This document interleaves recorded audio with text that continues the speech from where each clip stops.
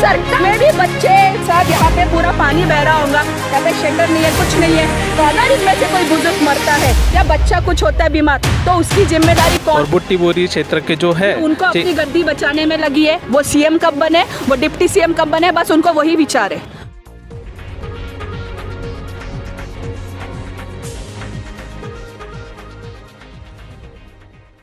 Channel में आपका स्वागत है। मैं रोहन खोबरागड़े आज इस आंदोलन में आया हूँ और आज हम जानेंगे नागपुर शहर में जो आंदोलन चल रहा है संविधान चौक पर, उसके बारे में हम थोड़ा सा राय लेंगे और पूछेंगे इनकी सरकार से किस तरह की मांगे हैं और क्या सुझाव और राय है।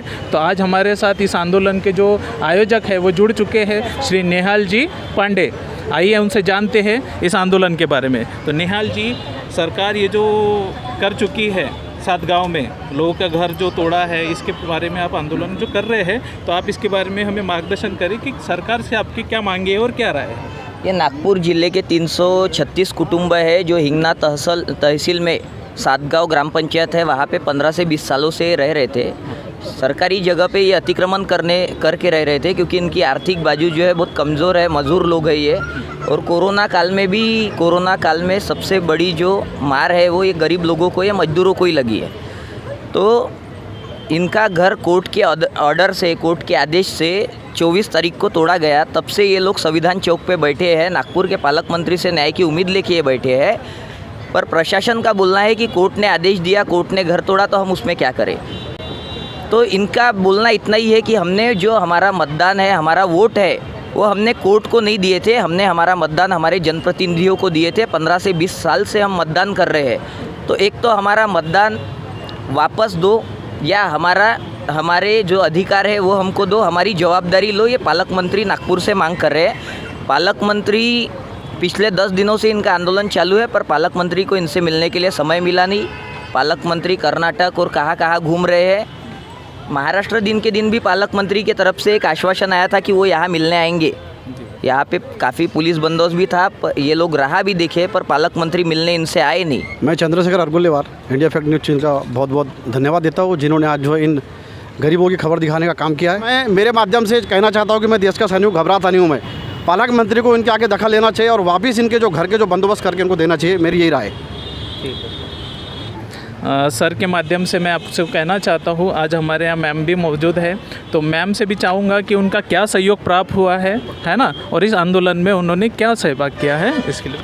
जी, मेरा नाम अलका पोपटकर है। आज हम संविधान चौक पर है, बाबा साहब को नमन करते हैं, जय भीम। और आज बुद्ध पूर्णिमा भी है, तो सभी को बुद्ध पूर्णिमा की शुभेच्छा। आज बहुत दुखद की बात है कि जहाँ पे केंद्र सरकार, मोदी जी और बीजेपी सरकार जो यहाँ कहती है कि हम महिलाओं की सुरक्षा करते हैं, ये सब हमारी माता बहनें हैं, बेटियों को बचाना चाहिए, बेटियों को पढ़ाना चाहिए। आज सब यहाँ ये जो दृश्य हम देख रहे हैं, ये हमें लगता है क्या कि सच में मोदी जी के जो उनके मन की बात में जो वो कहते हैं वो इम्प्लीमेंट होता है क्या ग्राउंड लेवल पे? तुम्ही इथे सगळे सुरक्षित आहात का? नाही। तुम्हाला तुमचा अधिकार भेटला का? नाही। तो ये जनता की आवाज़ है, ये जनता की मन की बात है। तो कभी हमारे श्री देवेंद्र फडणवीस साहब और हमारे केंद्र मंत्री जो हमारे आज जो भी दिल्ली में हो रहा है, मैं उसकी बात तो नहीं करूंगी, क्योंकि आज हमारे ये जो माता बहनें और हमारे बुज़ुर्ग बड़े यहाँ बैठे हैं और बच्चे जो यहाँ बैठे हैं, हम तो आज इन्हीं के लिए यहाँ पे इनको सपोर्ट करने के लिए आए हैं। लेकिन कहीं तो भी संविधान का हनन हो रहा है, क्योंकि 2011 के अनुसार, ये एक्ट के अनुसार, तुम्हाला माहिती असेल, आपण ॲडव्होकेट आहात तर, कि 2011 में ये नमूद है, ये उसमें एक एक्ट में लॉ है कि जो भी सरकारी जगह पे बैठा हुआ इंसान है, जिन्होंने वहाँ पे घर बांधा है 2008 के पहले से या 2011 के पहले से, तो एक्ट निकाला गया है कि वो उनको जगह दी जाए। फिर कैसे इन्होंने 2017 में या इन्होंने जो भी केस हार गया है, तो ये एडवोकेट्स जो है और जज है, जो सुप्रीम कोर्ट के जज है, हमारे डिस्ट्रिक्ट के जज है, ये क्या अपने सहूलत के अनुसार ये संविधान को और एक्ट को, कानून को बदलते हैं? तो फिर बाबा साहब ने जो इतना बड़ा संविधान लिखा, जो देश में विदेश में इतनी चर्चाएं होती है, तो ये संविधान कहाँ गया? हम सबको संविधान का एक्ट नहीं पता, लेकिन ये जो सुप्रीम बैठे हुए, जो नेतागण बैठे हैं, जिनके हाथ में हमारी सत्ता है, जो हमारा पालन उन्होंने ही करना चाहिए। हमको क्या तकलीफ है ये उन्हीं को देखना चाहिए। हम तो अपना रोज़मर्रा की ज़िंदगी में खाते हैं, जीते हैं। हमको तो हम नहीं बोल रहे कि हमारा घर में राशन भरो, हमको नौकरी दो, लेकिन ये जो मजदूर वर्ग है, जो रोज़ कमाता है, रोज़ खाता है, ये भी टैक्स पे करता है। तो जब इनकी स्लम बस्ती वहाँ बैठी थी, तभी तुमने वो बस्ती को उठा लेना चाहिए था। आज ये 15-20 साल से वहाँ बैठे, तो आपने सिर्फ वोट की राजनीति के लिए उनको वहाँ बैठने दिया। और आज जब वहाँ आपको कोई प्रोजेक्ट डालना होगा, जो भी प्रोजेक्ट होगा, तो आज करोड़ों की जो वो अरबों की जो प्रॉपर्टी है, तो वो अभी उनके नज़र में आ गई। तो क्या ये गरीबों को तुम बेदखल कर दोगे? ये आपका भी काम है, मीडिया का भी काम है कि इसको आप नेशनल लेवल पे लेके जाइए, स्टेट लेवल पे लेके जाइए। और जैसे आप हमारे इंटरव्यू लेते हैं, ये गरीबों की इंटरव्यू लेते हैं ना, तो थोड़ा कोई एमएलए एमपी को भी पकड़िए और उनको भी पूछिए की तुम्ही यांच्यासाठी काय केलं? फक्त वोट मागायला घरोघरी जातात तेव्हा हात जोडता, आता हे बिचारे रस्त्यावर पडले, तर यांचं काय?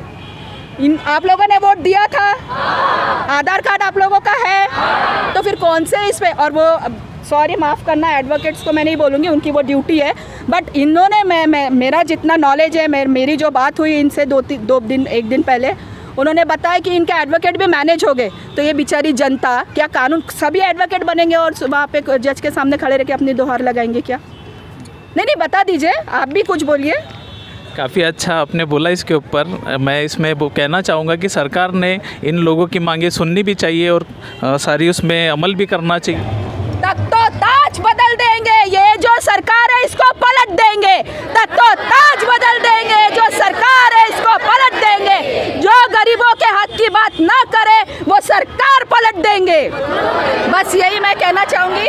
नेतागण किसी काम के है नहीं, अपने कुर्सी संभालने के लिए जनता की पूरी आबरू दाव पे लगा देते हैं। बस यही हो रहा है और यही चलेगा।